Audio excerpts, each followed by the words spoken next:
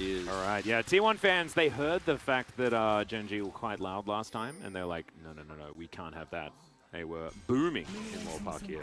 It is such a exciting draft here, I think, because of the, again, the comfort for Keria, for Faker, you know, owner on his Lee Sin. He's got 2 losses in his career on it. One of them was this season. 4-1 on the pick right now, and it's just T1 once again crafting a draft that makes a lot of sense, but also really extenuates the strengths of their players. Yeah, it's a lot of comfort, and for game number 3 in our match of the week, and honestly match of the round robin, does make a lot of sense as Keria floating around on this cat on a book, having a good time.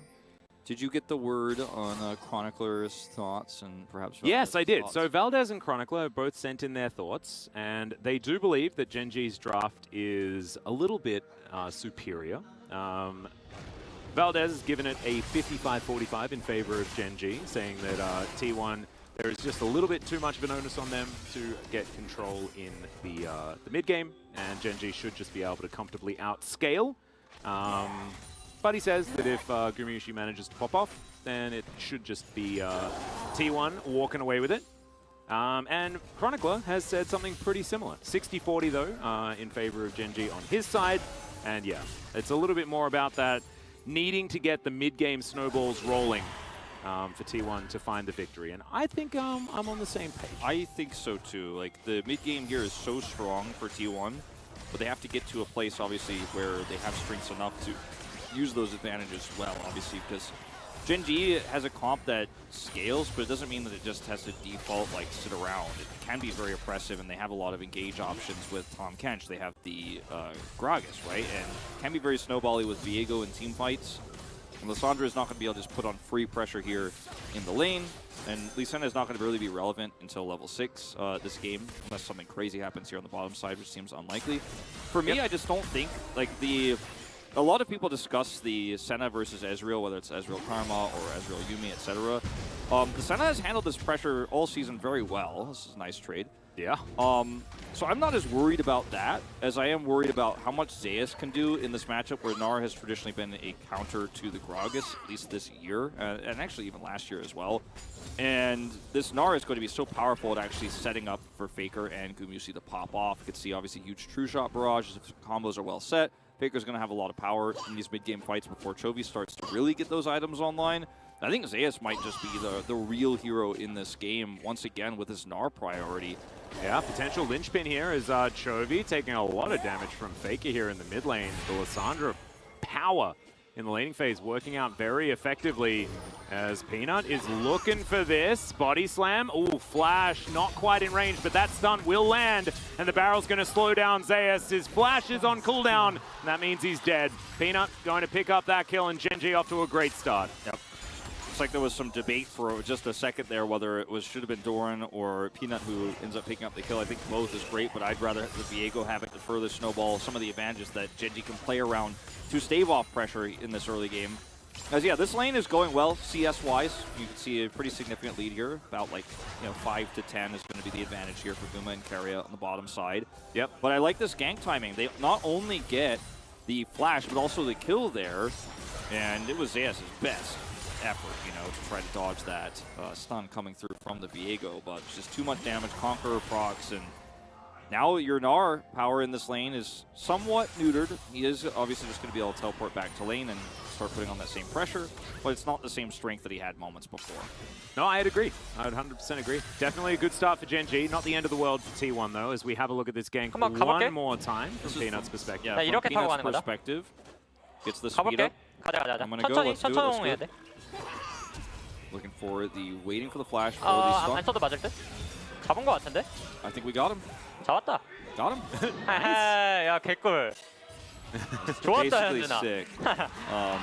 Is the best way to describe what he said in Korean. There's no real translation, but he was like, that was pretty nice. G-Sun's addition is like, it was easy. Easy. And looked like it. Definitely pretty elementary there. See whether Zeus can get some revenge, as Doran didn't even need to use flash in that moment. Nope, and GenG will get bottom side control here too, as well as this Drake. And the first few levels, Ezreal Yuumi can put some pressure on, but it really fades quite quickly as Faker's coming over here without 6. Yeah, Valkyrie comes on through. Peanut is going to be able to secure the Drake as Owner is only level 4, so no kickback's going to be happening here as Chovy doesn't want to use his flash to get out of here, but he's going to have to. Snare is going to connect, and Owner is going to go the wrong direction, so Corki will survive, at least for now. They get the Drake, but they expend 3 flashes for just Owner's 1. So, you know, without 6, I thought this might be the wrong call here for Faker, and Owner tries to go in for the heroic steal, isn't successful, but is able to escape, and then Faker can use his claw to come back in. That was a really nice turn there from T1, so arguably in the Summoners aspect of this, they do come out ahead. GenG take a pretty significant lead with that kill they had earlier on the top side. Doran loses only a few minions up here top side when he returns back to lane. Yep. And, you know, at the end of the day, that solo Drake can be very important for the pacing of this game because that means at worst case, GenG has bought themselves 5 minutes. No, precisely. And I think that that's the main thing, right, that GenG are going to be looking at. And I think that we got a glimpse of what T1's comp is going to be capable of, right? Like, if Ona, like, had his kick at that stage, then that is, like, team-wide situation. Oh yeah, Faker GenG, like, he has ult, like, yeah, 100% you win that so easily. And that is what we're staring down the barrel of for this potential Herald fight that will be coming up. So Ruler is looking to flank Gumayusi here, was predicting the Arcane Shift, and Gumayusi's counter to that was not Arcane Shifting. I like that a lot. Yeah, definitely as the Ezreal, you have the agency here to, if you're patient, just wait and then react instead of just blindly arcading, shifting, and panicking. So really nice job there from Guma to not do the panic move, and we'll just get out for free. So scary moment potentially there. Did, of course, have Flash available too, but probably would have died if he did get snared there with Yuumi so far away. Yep, but I like how Lehens and Ruler are going to try to hold this wave here, deny cannon, do what they can. Doran is very happy to just sit up here in this lane and play weak side. He got an assist earlier. Chovy. Yeah, Owner's going to make his way in. There's the claw as Chovy doesn't have cleanse. Faker's going to find it, and yeah, this is a really dead Corki. Nothing he can do about this without flash or cleanse. Owner doesn't even have to kick. Yeah, That's holds onto it. The power post 6 against this Corki is massive.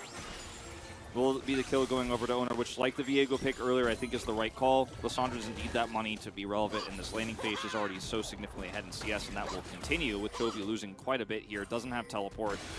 So this is absolutely the right call to try to snowball this Lee Sin. Ruler can deny it back. Yeah, it does so, and that might actually give GenG a bit of priority here on this Rift Herald that's already down relatively low. Sole possession of Vision. They have going to be there, and yeah, T1 not actually going to be fighting for this one, I don't think, as Owner is going to spot out that it's happening, but isn't actually going to move over to the pit, and it's just Gumayusi taking as many plates as he can bottom lane in response. 2 of them already going over, I think so that means the Rift Herald value answered already. Yeah, and it's possibly going to even be a third one here because they True Shot Barrage this wave, so it's just so easy to clean up. They don't know where Peanut is pathing here. It could be rushing straight back down, and Lehens is on his way over, so they don't greed for it. But that teleport call from Lehens is what allows Gumayusi and Keria to actually heavily commit here. And as soon as they realize that the Tahm Kench is not going to be here, Senna is already showing mid, so you know the enemy duo is gone. You can just walk away from this as T1 and feel pretty happy. Now, how much Herald value is given could actually change this game and put it back into GenG's control. As we watch this timing here, Chovy Peanut was just backing as well. He doesn't have Peanut here. I think this is communicated better from Chovy. Maybe Peanut tries to turn this, but it's just so much damage. And again, Owner did not kick. Yeah, and also, I mean, I think Peanut was gone before Owner showed. So it was just, you know, unfortunate timing for GenG, but fantastic timing for T1 to guarantee that kill onto Chovy. Owner once again over here. Peanut in position as well, though. He has both summoners this time, Chovy. Yeah, Faker is just going to move on forward one more time. It is Peanut that's the target, but the Heartbreaker has been buffered, and that means that they're not going to be able to find it. Gumayusi going to get knocked up here as Lehens going to flash after him. There's the Devour after the Tongue Lash, delivered into the snare, and it's all too easy here for the GenG bottom lane. Now, you have a lot of power here. You can push these minions in and look for plates. Look at Viego rotating down. Now, Owner is here with a cat. But Yeah. this is basically a 3v2 that we're looking at here. Faker trying to come over. There's so many minions here. Zona's taking a lot of damage. Faker going to be blocked off here by Peanut. Guaranteed charge, 100% here now for GenG to drop down. True Shot Barrage going to try its best to deflect, but will not be successful. Will help clear these minions, but the Rift Herald crashes through. Lots of extra gold here now to the bottom side. Yeah, it's 2 plates to come through. I believe that at least Lehens and Peanut picked up those. Otherwise, it might have just been Peanut, but that's fine. Body Slam going to interrupt the crush here. As Zaya's just going to walk on out. Doesn't have his ultimate. He's been using that on cooldown, as Nas generally do. 3 plates in total here, bottom side, as Lehens and Ruler really want to force a fight onto Owner early on to take his health bar away. But package is ready. Yeah. Doran has to take the long and slow path down here. Zayas, of course, also teleportless, but could just stay topside to get some plates pre-14. This is the tightrope that GenG have to walk right now without massive control on the map. And they walk it well. Corki package is committed here, but you've got the choke controlled now, and there should be 2 Drakes to lead now for GenG. I keep hearing Lord of the Rings quotes in things that you're saying. What did I say this time? You have no power here. Oh, okay. I heard that one and I was like, Saruman? Is that you? I don't know. Maybe I'm losing my mind. It's the intensity of the series, I think. It's bringing out the Tolkien in me. As Chovy with the package. Going to try and get some damage down, but good wave clear here from Faker on his Lissandra. And Chovy's not going to be able to find that plate. The package here looks wasted if you just think about what it did and it's in terms of the damage it got and how it didn't kill minions or anything. But actually, it was valuable because it was able to deter T1. So even though it didn't do the big boom boom, that's a party cask. Yeah, that is in honor of his coach, as Score has had many a party cask in his time. He was also the best Gragas that we've ever had in the jungle. But still, sometimes you just want to have a party and celebrate. Indeed. And if they had gotten a kill there or forced a flash on Zayas, would have been amazing. I don't think he would have died. It could have been a nice cask attempt there from Doran if it had. Well, it was a nice attempt. If it hits, it could be good. By the way, it's a celebration of the lead that GenG have, is what I'm getting at here. There's a reason to party because GenG have taken a pretty significant lead with a Corki composition, with a Senna composition. Yeah, I mean, they have a comp that sort of naturally will win late. So any sort of advantage that you manage to find at the beginning of the game is definitely a good one. As picking up the double Drakes as well, I mean, we mentioned how valuable the first one is. Well, the second one, as you may guess, is also pretty good. Yeah. Zayas gets himself another plate here on the top side. Chovy gonna Valkyrie. So we talked about this yesterday, and I don't know, it seems like it's almost like there is something deeper going on with the Drake algorithm here. Like, I don't know if these are really random. The Corki into no Drake Mountain Soul, where T1 could actually stack a 4 Mountain Drake Mountain Soul in the late game, gives them actually a lot of late game power. Oh, I like that. So Faker's going to switch back to teleport. Yeah, he's going to switch back to teleport, and this is going to be a lot of plates going down that Ezreal is not getting in the mid lane. Doran has cast back up, does have flash. Yeah. So Doran can throw that cask anywhere at any moment. This is just a macro win for GenG on both sides. Doran's just after Owner. He's not your lane opponent, Doran. You should be fighting the Nah. That's the gentleman's agreement of League of Legends, okay? That's first turret blood. And Owner gets nothing. Your Peanut comes over, and now they're under threat. And the whole time, yeah, there's a push here in mid. Chovy got all the wave. They don't actually, I believe, get an extra plate. There's the fadeaway right before as Unleashed teleports come online for everybody. And yeah, maybe you get this turret, which I think they should. Oh, 100%.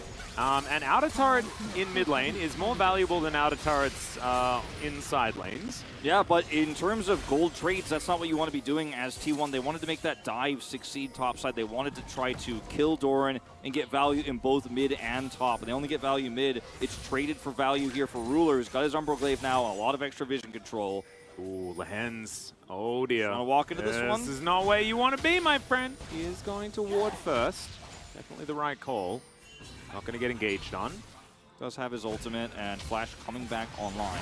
Yeah, and Owner is going to steal away that Rift Scholar. That was beautifully done. He might pay for it, though, as Faker decides that he wants to take matters into his own hands. The kick is going to be there, potentially, but Peanut is going to be devoured. The Tom Kench is taken down. Heartbreaker to get over the wall. The Flash comes out as Owner was soaring after him, and it's just not going to be enough. T1 answer with a beautiful skirmish in the river. That control ward there in the brush is the MVP of this play. T1 playing around it so beautifully there. and setting a trap for GenG as they rotate in. And Owner gets so much value in this fight. He's now 2-0-1 this game, but also steals the scuttle as he sets this one up. And that will be T1 getting picks right before this very critical second Herald to stop the snowball here of GenG with a composition that already scales so beautifully. Yeah, this is the time when T1 want to be getting these advantages as well as we check out how this play went.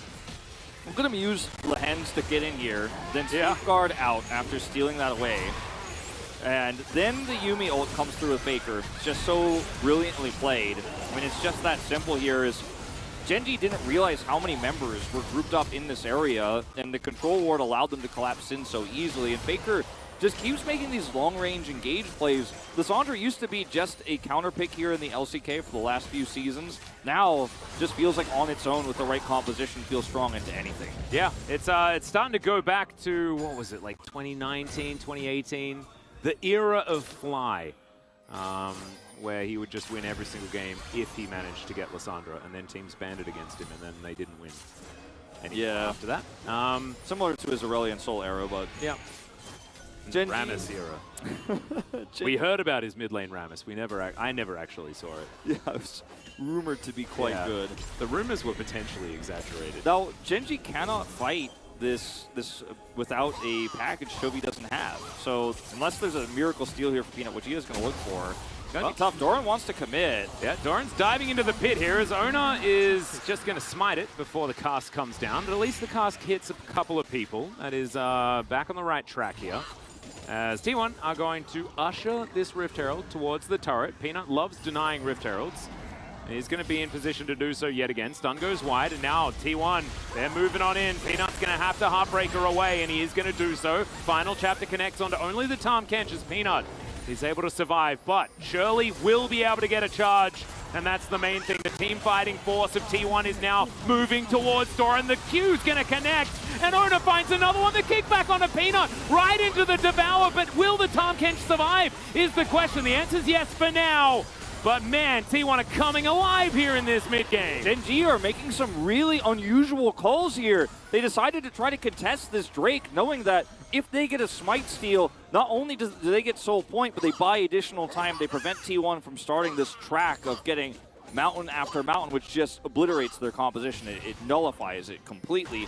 And then they chase down here to try to collapse on this Rift Herald drop. Ezreal has teleport, so that's, you're not going to be able to match that. As Corki, you're running cleanse. So this whole fight, Chovy is not here, and GenG are still trying to force it, knowing that Ezreal can come in and cannot be interrupted.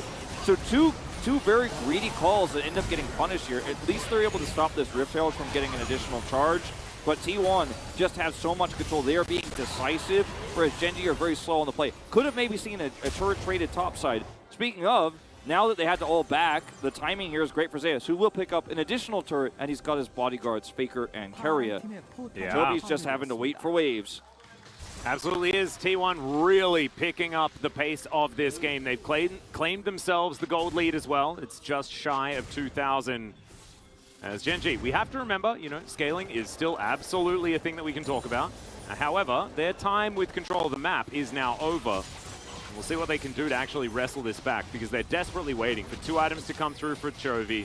They're waiting for Ruler to get those stacks online. Thorin is pushing bot and does have teleport, so can come over here defensively onto this very turret. He's going to make that call. Yeah, it's going to teleport in. T1 are going to back away and respect it. I thought maybe they could rush it down and then deny the teleport as well, but then did not have quite enough damage in order to do so.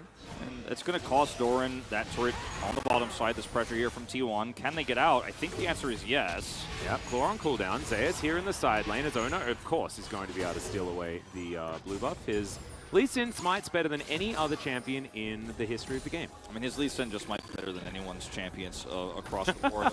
Every player in the LCK has just been so good at this pick across so many metas.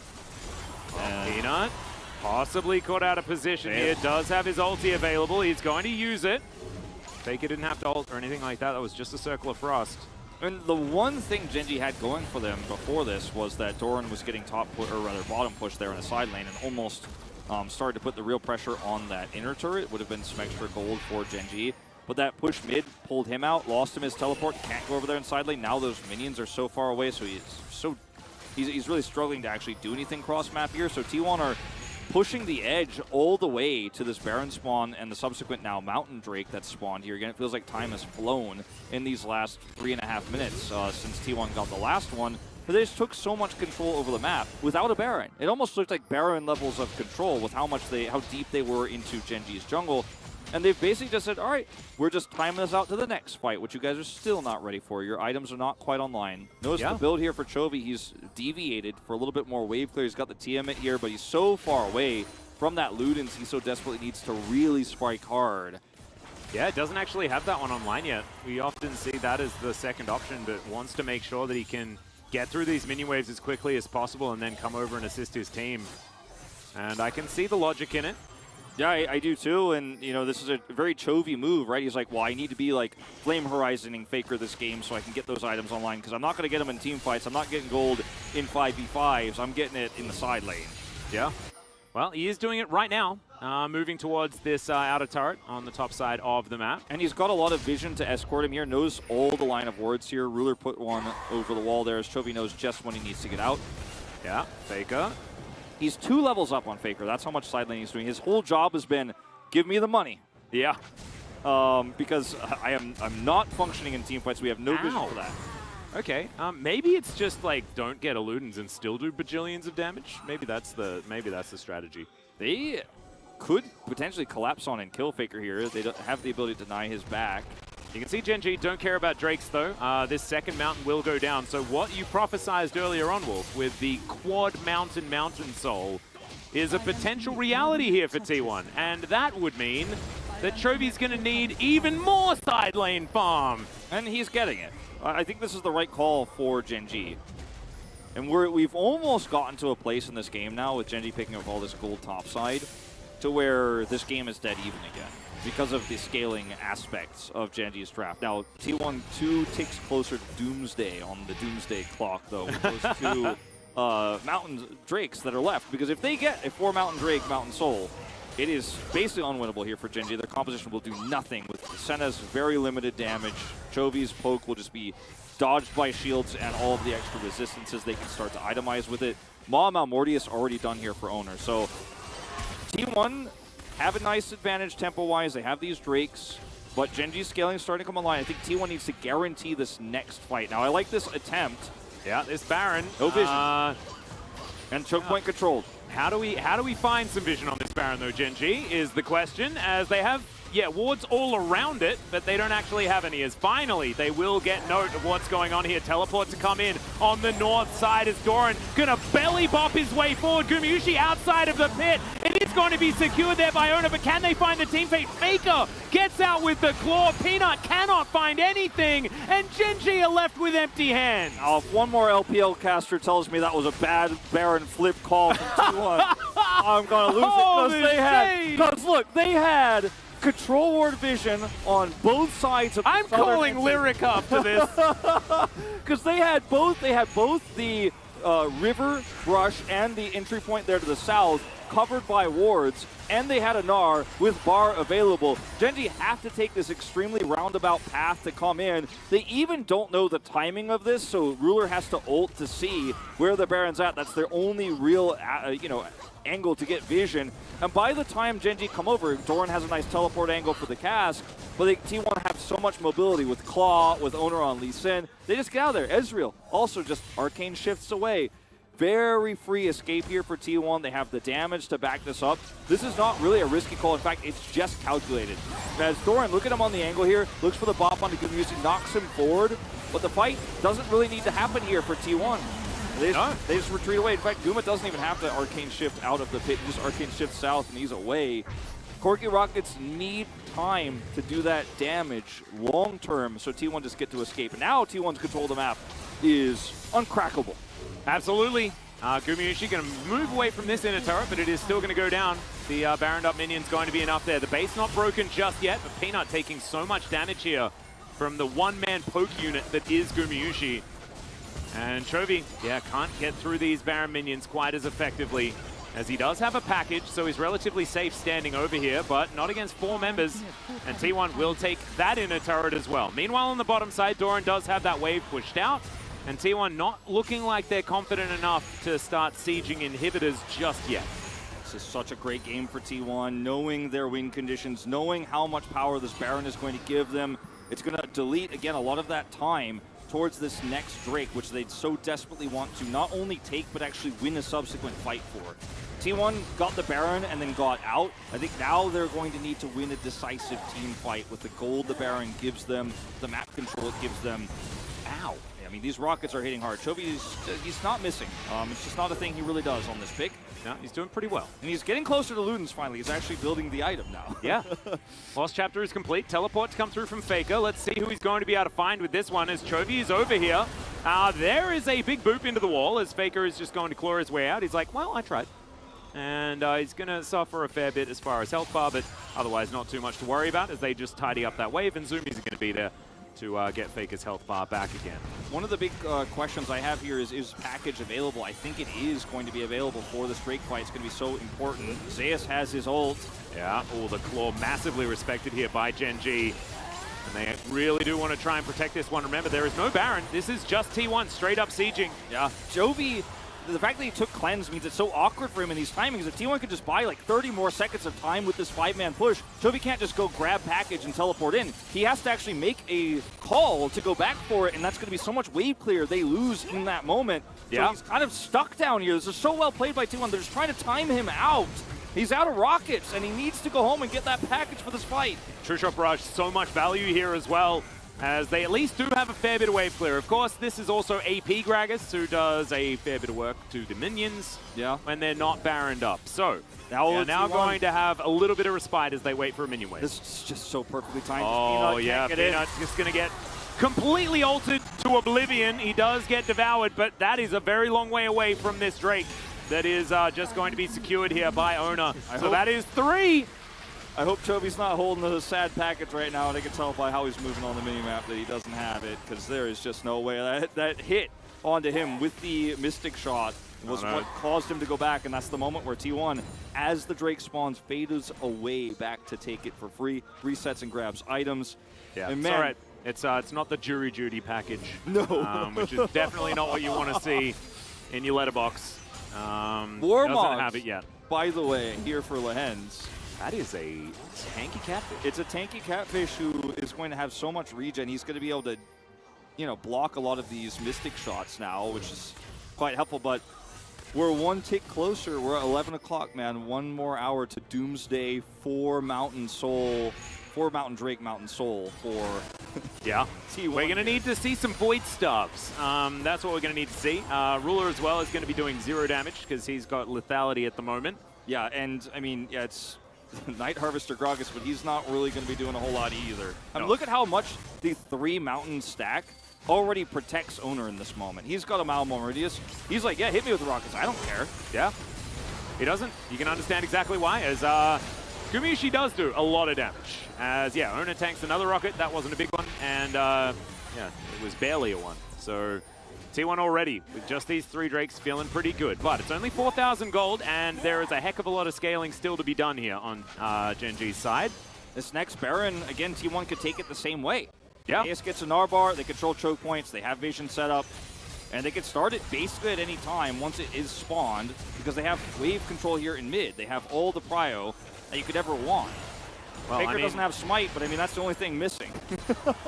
But he can go back and get it at any stage. He's got Ghost available as well as his Flash. And GenG finally find themselves some access to this river as Faker will just walk his way out of here. This is really important vision now for GenG to set up here. They can delay the return here of T1 to the Baron pit. Yep.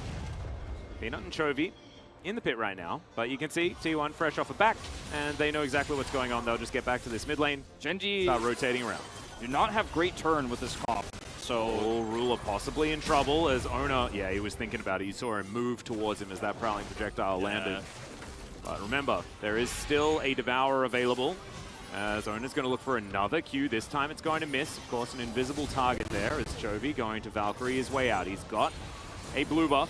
Zeus is losing his Narbar here, so they won't have the same choke point lockup. Rule, you could be so careful, he man. can't be frontlining. You're not the tank. I know you can heal yourself, but that's enough damage for them to say, you know what, I think we have enough time here. Doran is not here, but he has teleport and ult.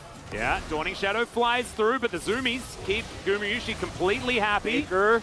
Yeah, he's taking a lot of damage. Faker looking for that flank angle, and he is so important for this one. Is Doran just going to dive on forward? Gumayusi's just obliterated!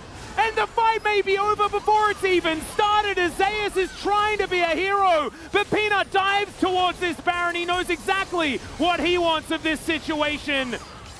As Zeus, he does have the Mega Gnar available. Belly Bob comes down. Faker's still got a fair bit of damage. They are going to respect the Mega Gnar, who wallops the Doran, and Doran's going to be taken down. This is huge if T1 can actually win this, as Chovy going to try and cleanse himself. Owner is chasing after the Corki, and he will take him down. He goes golden as well, as this cat is keeping them all alive. Oh my god, T1, how did you do it? The Abyssal Dive is not even going to be enough as he tries to teleport out, but it does not work. That's the ace, and T1 are just going to look to end the game. They will just push it down. Unbelievable turn after Doran deletes the 80 carry. It doesn't matter. In a 4v5 fight, T1 do not care. They play it better. They play around Zeus. The Gnar priority for this player on his best season ever is just well-deserved as this guy pops off and wins it for him. T1, clean team fighting until the end, and they will win this series tonight. Yeah, Doran trying to do what he can, but there is a naked Nexus, and T1 will just